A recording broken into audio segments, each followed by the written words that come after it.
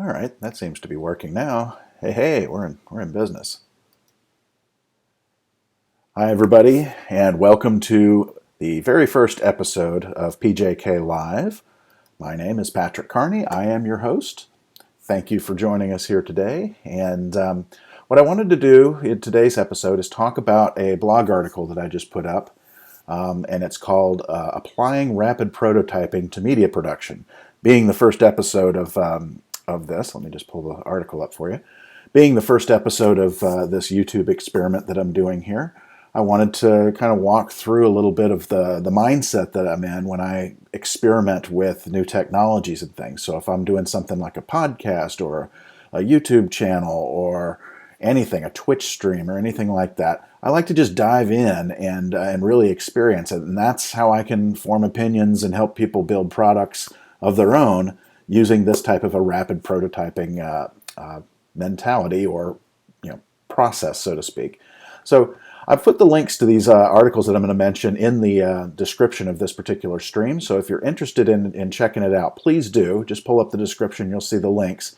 But this is the article that I wrote, and it kind of walks through my thoughts on how to quickly stand something up that looks really nicely polished. And I've got some other examples that I mention as well. Like, for example, I did a podcast a couple years ago called You Kids Today, and I wrote a similar article called Rapid Deployment on that. And as you can see, I kind of walked through step by step what I did for a couple of days really to stand up a fully branded and functional podcast along with a vlog and the podcast and all the subscription options and everything like that. So that's worth looking at as well. The link's in the description. And then I talk about some of the other things that I've done in my professional career. One that's was kind of interesting was this Xbox Entertainment Network, and this was before the Xbox 360 came out. It was called codename Xenon, and it ran on an old Power Mac, the kind that looks like a cheese grater. Ran on one of those, and we didn't have finished software to really build this prototype out, but they wanted to see, what could an entertainment experience look and feel like for people that may not necessarily be hardcore gamers. What gets the rest of the family involved and things like that. And so we built the whole thing in After Effects and used Flash to kind of click it together so that it was clickable and you could move around in it. But it was a full 3D environment. We did examples of live game shows, party chat, all kinds of interactive things that went with television shows and stuff like that.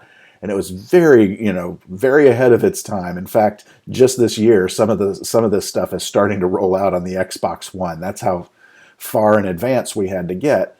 But the point of that I was making in this blog post here was, you have to, when you're making a really good prototype, you have to put yourself in a mindset that says, I'm gonna here. Let me go to a full screen here. Full screen. Here we go.